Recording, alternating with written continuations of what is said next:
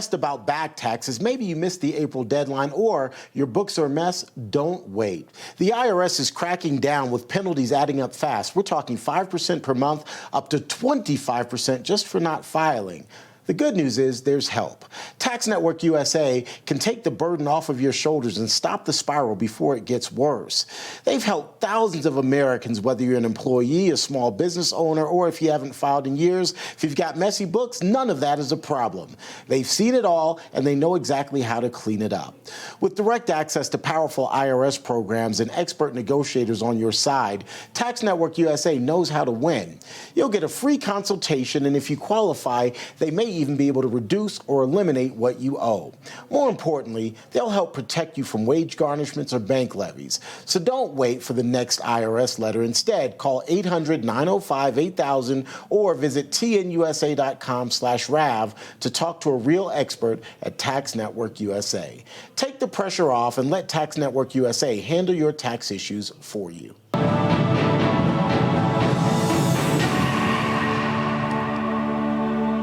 Terrence Bates here with your Real America's Voice Newsbreak. The man accused of stabbing and killing 23-year-old Ukrainian refugee on a light rail train in Charlotte, North Carolina, now facing a federal charge of committing an act causing death on a mass transportation system.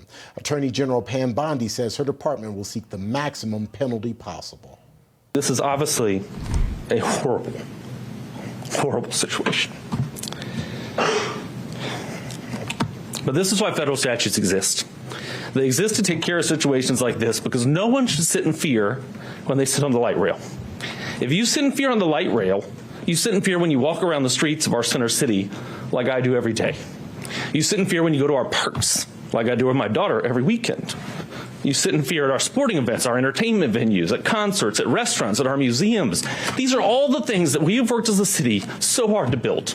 We built a city that people want to live in, but we can lose that all if we allow violent crime like this to go on in our streets.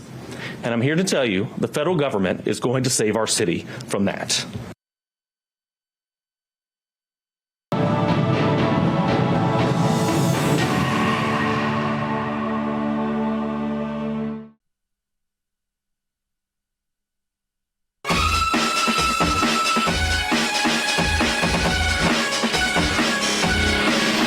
The MAGA doctrine and president of Turning Point USA. Here's Charlie Kirk. I need to tell you guys about Patriot Mobile. You still have a lot of choices for cell phone service with new ones popping up all the time, but here's the truth. There's only one that boldly stands in the gap for every American that believes that freedom is worth fighting for, and that is Patriot Mobile. The good news is that you can switch to Patriot Mobile today without sacrificing quality or service. If you're worried about coverage, don't be. Patriot Mobile uses all three major networks. If you have service in this country today, you have good or better coverage with Patriot Mobile. If you think switching is a hassle, it's not. You can give your number, keep your number, or upgrade. Patriot Mobile's 100% U.S.-based customer service team will get you activated in minutes from the comfort of your own home. Stuck in a contract or owe money on your program? Well, don't worry. Patriot Mobile has a contract buyout program. This is how we win, folks, by aligning our spending with our values. Every dollar we spend matters. Go to patriotmobile.com/Charlie or call 972-PATRIOT. Use promo code Charlie to get a free month of service. Switch today. That is patriotmobile.com/Charlie, patriotmobile.com/Charlie. How did that happen? World War II, the West won, right? And now we look in 2025. Europe is an unrecognizable continent in more ways than one. Yeah, I think that's absolutely right. And we would it would take a very, very kind of long conversation to really get to the bottom of it. I mean, one book I'd really recommend on this is actually by an American, Christopher Caldwell, Reflections on the Revolution in Europe. This is actually goes way back. It's 2009, which is a long time considering what's happened in the intervening period. But I think Caldwell really it's an incredibly prescient book. And he starts to see the kind of the sort of conditions of the unraveling kind of kicking in. And you're right. You know, after the Second World War, the French had what they call the 30 Glorieuses, the 30 glorious years. In Germany, you have, at least in West Germany, you have the Wirtschaftswunder. You have this economic miracle, this extraordinary explosion of economic flourishing and national self-confidence in West Germany. And I suppose, 1989 has got to feature somehow in the story of Europe's decline, or Europe's sort of, once that, the great bugbear of the Soviet Union and that great enemy of freedom everywhere had been dissolved, then I think there was a sense of, well, before that there was a sense of, what are we for? We know what we're for. We're for freedom, and this is something that is pretty uncomplicated, and it's going to stitch us together as the West. It was easy to think about the West, and it was easy to think about the rest. I think after 1989 into the 1990s, the fall of the wall. The fall of the wall, in a way, sort of starts to mark the beginning of the kind of questioning: what are we about? What is our story? What are we for? There's a fascinating moment in 2004 when the European Union is trying to work out a constitution. In the end, it fails because it can't agree on anything, really. And there's a huge debate about what goes in the preamble of the constitution. Like, how do we set out right at the beginning of the constitution? We, the European Union, who are we? What makes us we? What makes us a we? They said, well, our Hellenic inheritance, Greece and Rome, the classical inheritance, yes. The Enlightenment inheritance as well. No mention of the Hebraic or the Christian inheritance. This was seen to be something that was, low status, not something that wanted to be admitted. John Paul II is right towards the end of his life, 2004, and got involved, and some Italian politicians got involved. There's a huge fight about it, and in the end, the decision was, no, we're not going to have any recognition of the fact that the European Union is in any way at all the successor to what it really was a successor to, namely Christendom and the Holy Roman Empire, and that which stitched Europe together as a sort of self-conscious collective entity. That was gone. And I don't want to overstate that too much, but I think that it was an indicator, an index into the way in which the Europeans were beginning to run out of a sense of who are we? What are we for?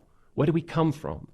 And then, of course, with the emergence of a kind of technocratic, democratically unaccountable Potemkin parliament in Brussels and Strasbourg, the parliament is in both places.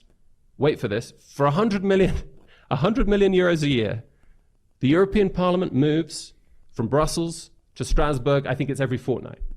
Back and forth. How long's a fortnight? Sorry, you don't have fortnights over here. It's 14 days, 2 weeks. We do, just trying to remember. Yeah, fortnight. Two. And it just sort of think about it. They couldn't resolve something as basic as that.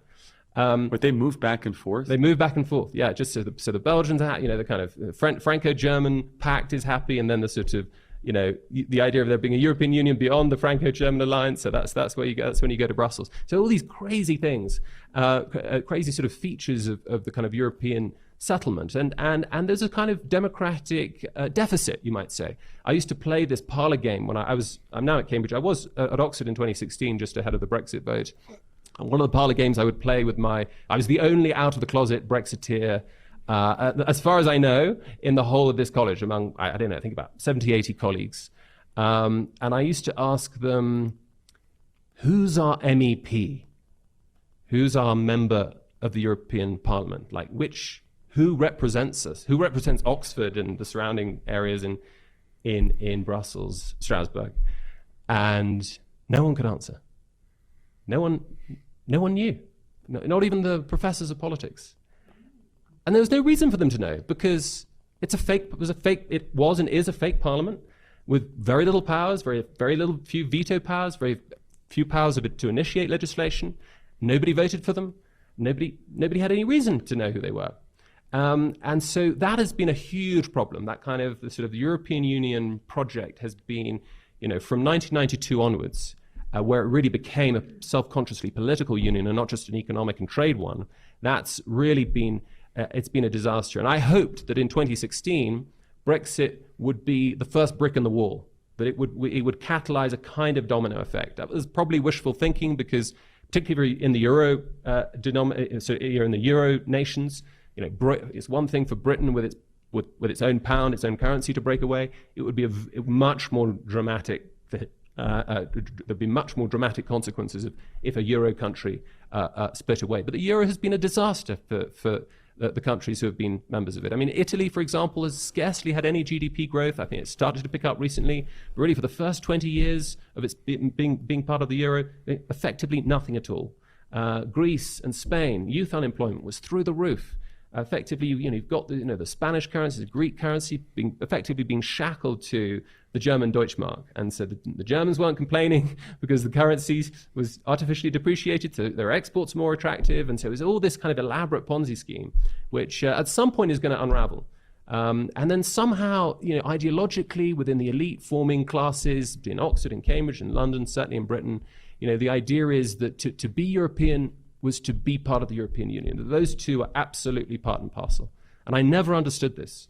You can hate FIFA and love football, as I've often said, or soccer, I should say. You can hate FIFA, like the worldwide organization for soccer, and you can love soccer. In fact, I hate FIFA because I love football. I don't like what FIFA's doing to international football. I don't like the corruption. I want the game to be a richer game. And I think that it's the same with the European Union.